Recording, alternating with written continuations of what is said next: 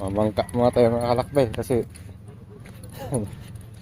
mahal yung gasolina. Ligo ka dyan.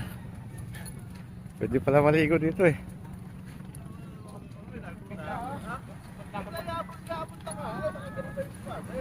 Ano? Maligo ka?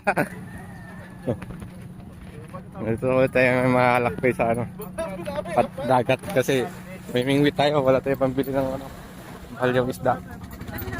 Mahal yung diesel. Pwede maligo pala, no? Oo nga, no? Ito. Laki ng bangka, oh.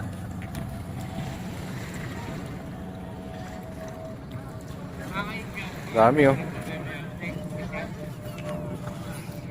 Sarap maligo. Oo nga, eh. Nasa Hulugan Tansa tayo mga kalakbay. Mamili tayo ng isda.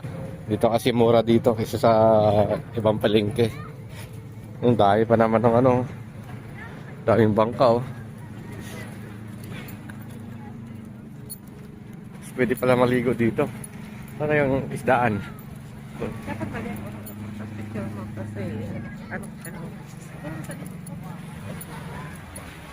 Yung mga bata ay ligo, oh. Ayun, nagtatanggal pa ata ng isda yan, oh. Tama ba? Oo. Kasampas niya po yung lambat, eh. Ganda ng panahon, oh.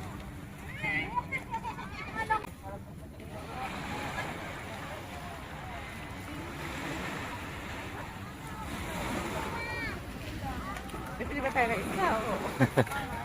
Mag-swimming na lang. Hindi tayo isda, ating ulam. Paligo tayo. Hanggang doon pa yun, oh. Ayun yung fish port nila mga kalakbay doon, oh. So, pwede pala maligo dito.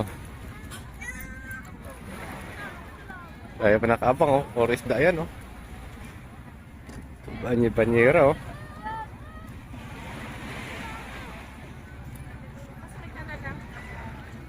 Ito yung galing doon sa isda. Sa isdaan. Doon naman talaga yung dagat. Hindi naman talaga malinis yung dagat, eh. Puro isda yan.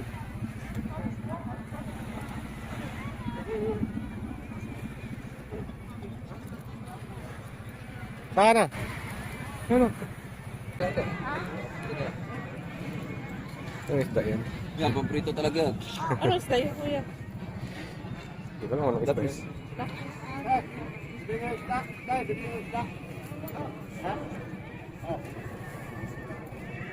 Ayun, oh. Magkano dyan, kuya?